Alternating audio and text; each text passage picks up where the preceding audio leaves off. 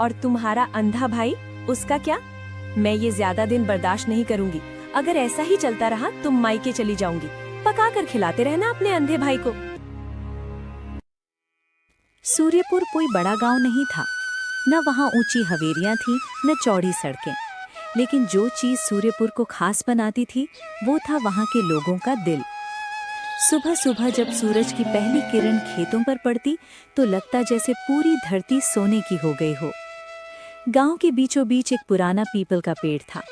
उसी के नीचे बैठकर बुजुर्ग अपनी जीवन कथाएं सुनाते और बच्चे ध्यान से सुनते। इन्हीं कहानियों में एक नाम बार बार लिया जाता था, हरिदत्त मोची। हरिदत्त गरीब था, लेकिन उसकी ईमानदारी इतनी मशहूर थी कि लोग कहते, एक बात बोले भाई, अगर दुनिया में सच्चाई बची है तो हरिदत्त के हाथों में, क्योंकि इतना अच्छा इंसान मैंने देखा ही नहीं है। हरिदत्त का बात ही अलग है भाई, वो बहुत नेक इंसान है।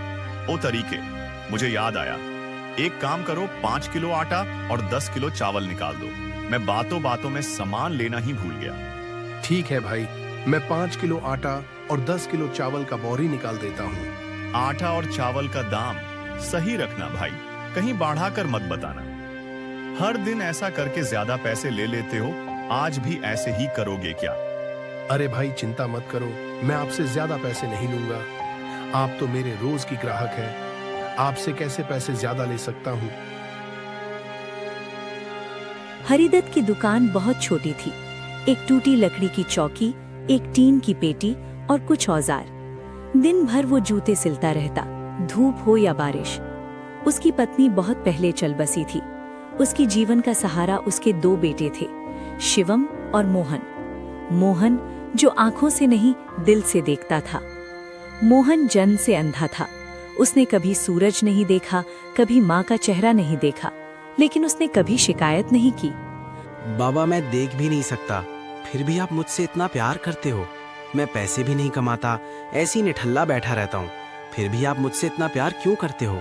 मैं तुम दोनों से बहुत प्यार करता हूँ बेटा, और हमेशा करता रहूंगा।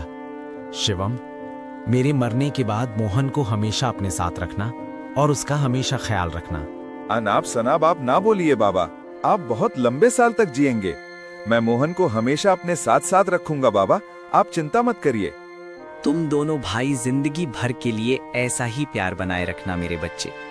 हमेशा सही रास्ते पर चलना और बुजुर्गों की मदद करना। हाँ बाबा, हम दोनों भाई आपके बताए हुए सही रास्ते पे चलेंगे, कभी भी बुरे रास्ते पर ना जाएंगे। हरिदत्त अक्सर रात को ईश्वर से एक ही प्रार्थना करता, हे ऊपर वाले, मुझे कुछ नहीं चाहिए, बस मेरे बच्चों को सही रास्ता दिखा देना। आप तो सब जानते हैं कि मेरा एक बेटा है मोहन, जो आंखों से देख नहीं सकता। उसकी जिंदगी संवार दे ऊपर वाले। मोहन जन्म से अंधा था। उसने कभी सूरज नहीं देखा, कभी माँ का चेहरा नहीं देखा, लेकिन उसने कभी शिकायत नहीं की। वो लोगों की आवाज से उनकी भावनाएं पहचान लेता। अरे कोमल, वो देखो, मोहन साइकिल के पीछे बैठकर कहीं जा रहा है। ये बच्चा भगवान का भेजा हुआ है। शिवम अपने पिता की तरह मेहनती था, लेकिन भीतर कहीं डर बैठा था। उसे लगता था कि गरीबी कभी पीछा नहीं छोड़ेगी। वो मोहन से प्यार करता था, लेकिन भविष्य की चिंता उसे कठोर बनाती जा रही थी, जिसका उसे खुद भी एहसास नहीं था। उफ, थक गया। पता नहीं कब गरीबी हम लोगों का पीछा छोड़ेगी। ऊपर वाले हमारे परिवार का इम्तिहान ले रहा है, मैं हार नहीं मानूंगा। एक रात हरिदत्त को तेज बुखार चढ़ा, सांस फूलने लगी। उस रात हवा कुछ अलग ही थी। पीपल के पत्ते बिना हवा के हिल रहे थे, जैसे वे भी किसी अनहोनी को महसूस कर रहे हों। हरिदत्त बिस्तर पर लेटे लेटे छत को देख रहे थे। उनकी सांसें भारी हो चुकी थीं। मोहन उनके पास बैठा था, पिता का हाथ अपने दोनों हाथों में थामे हुए। उसे कुछ दिखाई नहीं दे रहा था, लेकिन वो हर बदलती सांस को महसूस कर पा रहा था। शिवम भैया, बाबा को क्या हुआ है? जल्दी से आप हकीम जी को बुलाकर आओ, मैं यहीं हूँ बाबा के पास। मैं जाता हूँ, मोहन हकीम जो को बुला कर आता हूँ। तुम बाबा का अच्छे से ख्याल रखना, मैं तुरंत आता हूँ। शिवम बिना देरी किए हकीम जी के घर की ओर दौड़ पड़ा। वो जी जान से दौड़ते दौड़ते हकीम जी के घर पहुंच गया। हकीम जी, जल्दी मेरे घर चलिए, मेरे बाबा की तबीयत खराब है, जल्दी से चलिए। चलो बेटा चलो, जल्दी चलो। शिवम हकीम जी को अपने घर लाया। हकीम जी ने हरिदत्त को देखा और तुरंत हकीम जी ने जांच शुरू किया। बेटा, तुम्हारे बाबा कुछ देर के ही मेहमान हैं। हकीम जी, आप झूठ बोल रहे हैं, मेरे बाबा बहुत साल जिएंगे। हरिदत्त की आंखों से आंसू बह निकले। मोहन बेटा। मोहन झुक गया। बाबा, मैं यहीं हूँ। अगर मैं कल ना रहूं तो दुखी मत होना, भगवान सब देखता है। आप चिंता मत करें बाबा, आपको कुछ नहीं होगा। मोहन कुछ नहीं बोला, वो सिर्फ हाथ पकड़े रहा। सुबह होने से पहले ही हरिदत्त की सांसें थम गईं। गांव में शोक की लहर दौड़ गई। जिस आदमी ने पूरी जिंदगी दूसरों के जूते सिले थे, आज उसकी अर्थी कंधों पर थी। मोहन पिता की चिता के पास बैठा रहा। वो बार बार मिट्टी को छू कर कहता, बाबा, आपने कहा था मैं अकेला नहीं हूँ। शिवम पत्थर की तरह खड़ा था। आंसू थे, लेकिन उनके साथ डर भी था। अब आगे कैसे? 13वीं के बाद जब जिंदगी फिर चलने लगी, तब असली परीक्षा शुरू हुई। धीरे धीरे समय बीतता गया। शिवम ने कविता नाम की लड़की से शादी कर ली। अब खर्च और भी बढ़ गए थे। शिवम की पत्नी कविता शुरू से ही चुप थी, लेकिन उसकी चुप्पी में असंतोष भरा था। एक रात उसने साफ शब्दों में कहा, तुम्हारे पिता नहीं रहे, घर कैसे चलेगा? तुम ही सिर्फ कमाते हो, तुम्हारा भाई तो निठल्ला की तरह सिर्फ बैठ कर खाता है। शिवम बोला, आप ऐसे गुस्सा मत करो, मेरा भाई कहाँ जाएगा? मैं हूं ना, मैं काम कर लूंगा। और तुम्हारा अंधा भाई, उसका क्या? मैं ये ज्यादा दिन बर्दाश्त नहीं करूंगी। अगर ऐसा ही चलता रहा तुम मायके चली जाऊंगी। पका कर खिलाते रहना अपने अंधे भाई को। ये पहला वार था। शिवम चुप रहा, लेकिन ऐसे वार रोज होने लगे। धीरे धीरे शिवम के मन में ये बात बैठती गई कि मोहन उसकी जिंदगी को रोक रहा है, वो फैसला जो आत्मा को तोड़ देता है। एक सुबह शिवम ने मोहन को पास बुलाया। उसकी आवाज में अपनापन कम, मजबूरी ज्यादा थी। मोहन बेटा, इधर आओ। मोहन, अब हालात बदल गए हैं। मोहन शांत रहा। जो ठीक लगे भैया। तुम्हें अलग रहना होगा। कुछ पल की चुप्पी छा गई। मोहन ने धीरे से कहा, बाबा ने कहा था हम साथ रहेंगे। शिवम का दिल कांप गया, लेकिन वो पीछे नहीं हटा। देखो जी, जितना जल्दी हो सके घर का बंटवारा कर दो। मैं नहीं रहूंगी यहाँ पे। या तो मैं रहूंगी या तुम्हारा भाई। ये मेरा आखिरी फैसला है। शिवम चुप रहा। अगले दिन उसने सरपंच माधव सिंह को बंटवारे के लिए बुलाया।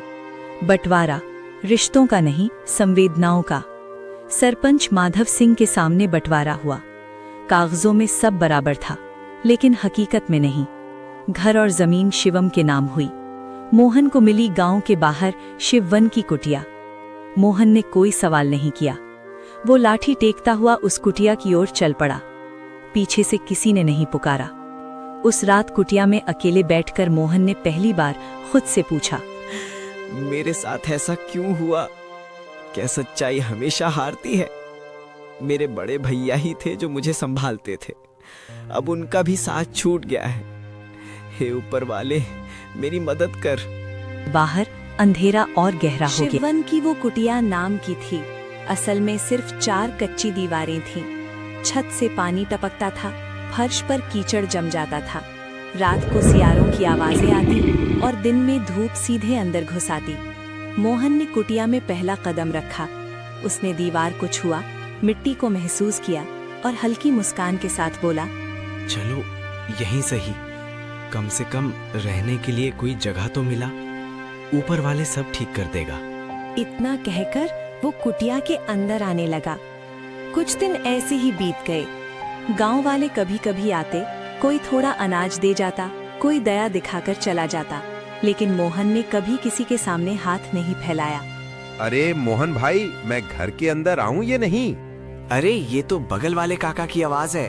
आइए काका, बाहर क्यों है? आइए ना, ये तो आपका ही घर है। बहुत दिक्कत होता होगा भाई, मैं समझ सकता हूँ तुम्हारा दुख, कितना अकेलापन लगता होगा। मैं ठीक हूँ, मैं यहाँ बहुत अच्छे से रहता हूँ। अगर मुझे कुछ भी दिक्कत होगा तो आप है ना, आपको जरूर बताऊंगा। मैं तुम्हारे लिए कुछ फल लाया हूँ, तुम खुद को अकेला मत समझना। देखना, जल्द ही तुम्हारा किस्मत बदलेगा। मैं ऊपर वाला से दुआ करूंगा। आप दुआ करिएगा कि सब पहले जैसे हो जाए, सब ठीक हो जाए। थोड़ा सा अकेला महसूस होता है, पर कोई बात नहीं, सब बढ़िया है। ठीक है, मैं चलता हूँ, जल्द ही दोबारा मिलने आऊंगा।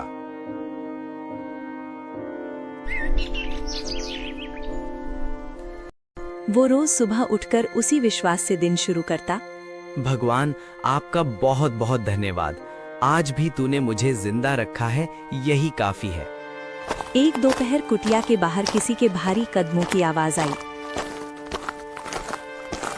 ए मोहन, बाहर निकल, घर में क्या बैठा है? जल्दी आ, तेरे से बात करनी है। मोहन बाहर आया। कठोर आवाज गूंजी। वो लालचंद सेठ था, गांव का साहूकार। ए मोहन, मैंने पता किया है कि तू ही हरिदत्त का बेटा है। क्या ये सही बात है? जल्दी बोल। हाँ, हरिदत्त मेरे पिता का ही नाम है, मैं ही उनका बेटा हूँ। तेरे पिता ने मुझसे कर्ज लिया था, अब तू चुकाएगा। 50,000 लिया था तेरे पिता ने, जल्दी ला। मोहन की उंगलियां कांप गईं। सेठ जी, मुझे इस बारे में कुछ नहीं पता, मैं कुछ नहीं जानता हूँ इस बारे में। अंधा है, बेवकूफ नहीं। 7 दिन का समय है, अगर नहीं दिया ना तो बहुत बुरा हाल बना दूंगा तेरा। 7 दिन ऐसे बीते जैसे 7 साल। मोहन ने हर दरवाजा खटखटाया, लेकिन कोई रास्ता नहीं मिला। मोहन की आंखों में आंसू आ गए। अरे ये तो मोहन भाई है। अरे मोहन भाई, इधर कैसे आना हुआ? आओ अंदर आओ। क्या बात है मोहन, इतना परेशान क्यों दिख रहे हो? मुझे 50,000 की सख्त जरूरत है। अगर नहीं मिले तो मेरा सब कुछ मेरे पास से चला जाएगा। 50,000? ये तो बहुत बड़ा रकम है। मैंने अपना सारा पैसा खेती में लगा दिया भाई। माफ करना दोस्त, पैसे नहीं है मेरे पास। एक काम क्यों नहीं करते, तुम अपने बड़े भाई के पास चले जाओ, वो तुम्हारा मदद जरूर करेगा। अंत में मोहन अपने बड़े भाई शिवम के घर की ओर गया। वो डरते हुए घर के अंदर चला गया। घर में उसका भाभी कविता मोबाइल से बात कर रही थी। जब कविता की नजर मोहन पर पड़ी तो गुस्से में कविता बोली, अरे मोहन, फिर आ गए मुंह उठाकर। ये तुम्हारा बाप का घर नहीं है। तुम्हें तुम्हारा झोपड़ी जंगल में मिल गया ना, तो यहाँ क्यों आ गए मुंह उठाकर? निकल जाओ यहाँ से, समझे? आप गुस्सा मत करो भाभी, मैं बहुत परेशान हूँ। मुझे पैसों की बहुत जरूरत है। आप मेरे भैया को बुलाओ ना, मुझे उनसे बात करनी है। पैसा तो 1 रुपया नहीं देने दूंगी। देखती हूँ तुम्हारा भैया तुम्हें पैसे देते हैं या नहीं। ओ जी, किधर हो आप? देखो कौन आया है आपसे मिलने। आओ तो। कौन आया है?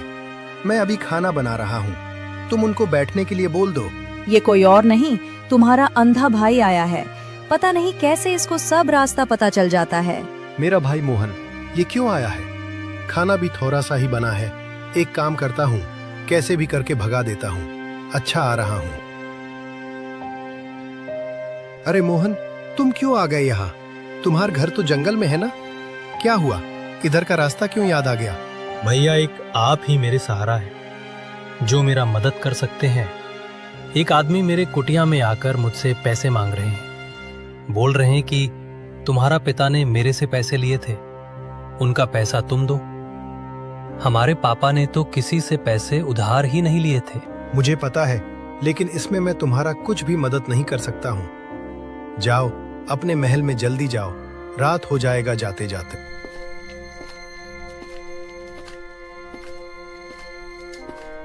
ठीक हुआ जी, जो अपने मोहन को जाने के लिए बोल दिया। मुझे लगा कि कहीं आप मोहन को पैसे न दे दें। मायके चली जाती अगर आप पैसे देते तो। मुझे गुस्सा आता है तुम्हारा अंधे भाई को देखकर।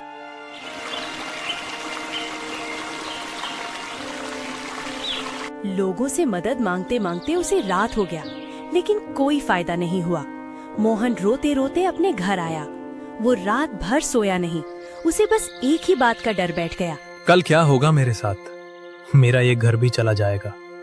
वो बदमाश मेरा छोटा सा घर भी ले लेगा। कहाँ रहूंगा मैं? ऊपर वाले मेरा मदद कर। जब सब कुछ छूट जाता है, 7वें दिन लालचंद फिर आया। कब सुबह हो गया पता भी नहीं चला। रात से टेंशन हो रहा है, पता नहीं क्या होगा आज।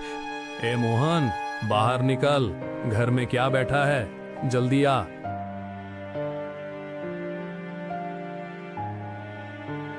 इतना देर क्यों करता है आने में? ला मेरे 50,000 रुपए जो तेरे बाप ने मुझसे लिए थे।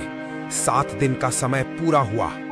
मैं पैसे नहीं ला सका, मुझे माफ कर दीजिए। मैं अंधा हूँ, काम भी कुछ नहीं कर सकता। पैसे कहाँ से लाऊं? तू पैसे नहीं ला सका? निकल जा इस कुटिया से।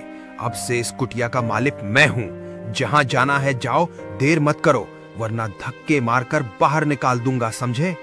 हे ऊपर वाले, मेरी परीक्षा कब खत्म होगी? मोहन चुप रहा। सेठ ने कुटिया पर कब्जा कर लिया। मोहन को वहां से जाना पड़ा। अब उसके पास न घर था न गांव। वो लाठी टेकता हुआ बिना दिशा के चल पड़ा। पीछे मुड़कर नहीं देखा। उसके कदम जंगल की ओर बढ़ते गए। जंगल की हवा भारी थी, पत्तों की सरसराहट डर पैदा कर रही थी। मोहन बार बार ठोकर खाता, गिरता, फिर उठता। उसकी आंखों से आंसू बहने लगे। वो पहली बार बोला, हे ऊपर वाले, मेरी परीक्षा कब खत्म होगी? कब तक मुझे ऐसा जिंदगी में रखोगे? कोई चमत्कार कर ऊपर वाले। चलते चलते वो नीलकंठ गुफा तक पहुंच गया। वहां बैठकर वो जोर जोर से रोने लगा। सालों का दर्द एक साथ बाहर आ गया। जंगल की हवा भारी थी, पत्तों की सरसराहट डर पैदा कर रही थी। तभी गुफा में एक शीतल प्रकाश फैला। एक मधुर गूंजती हुई आवाज आई, मोहन, क्यों रो रहे हो? मोहन चौंक गया। कौन बोला? कौन है? प्रकाश के बीच एक पत्थर की मूर्ति थी जो श्राप की वजह से पत्थर बन गई थी। उन्होंने कहा, मेरा नाम शैलजा है। मैं एक जादुई पत्थर वाली परी हूँ। एक बात याद रखना मोहन, जिसने सहन किया उसी ने सीखा, और जिसने सीखा वही बदलेगा। मोहन कांपती आवाज में बोला, परी शैलजा जी, मैं थक गया हूँ। क्या आप मेरी मदद करने आई हैं? हाँ, मैं तुम्हारा मदद करने आई हूँ। मैं तुम्हें 3 वरदान दूंगी, पर याद रखना, वरदान मांगना आसान है, संभालना कठिन। मोहन ने बिना सोचे कहा, मुझे मेरी आंखें लौटा दीजिए, मैं दुनिया को देखना चाहता हूँ। अचानक तेज प्रकाश फैला, अंधकार टूटा। मोहन ने पहली बार दुनिया देखी। उसकी आंखों से आंसू बहने लगे। जब नूर की परी का प्रकाश धीरे धीरे कम हुआ तो मोहन गुफा में शांत बैठा रहा। वो बार बार अपनी आंखें खोलता और बंद करता, जैसे यकीन करना चाहता हो कि ये सपना नहीं है।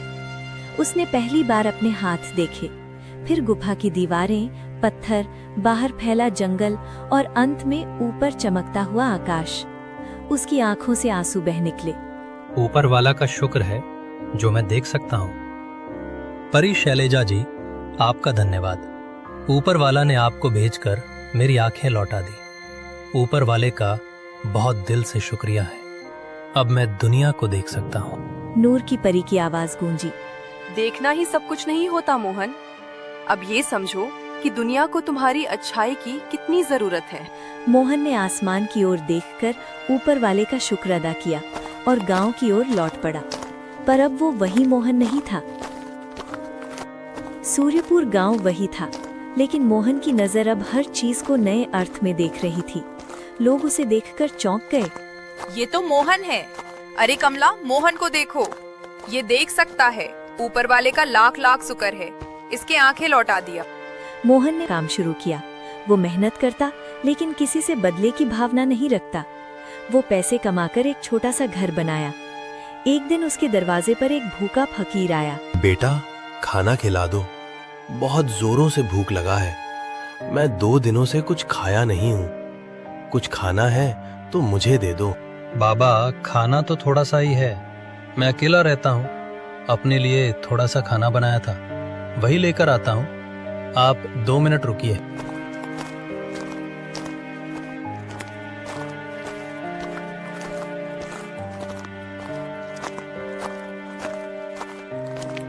मोहन ने खाना उसे दे दिया। मुझे पहचाना नहीं? फकीर की आंखों में चमक आई। भूखे इंसान को पहचानने की जरूरत नहीं होती बाबा।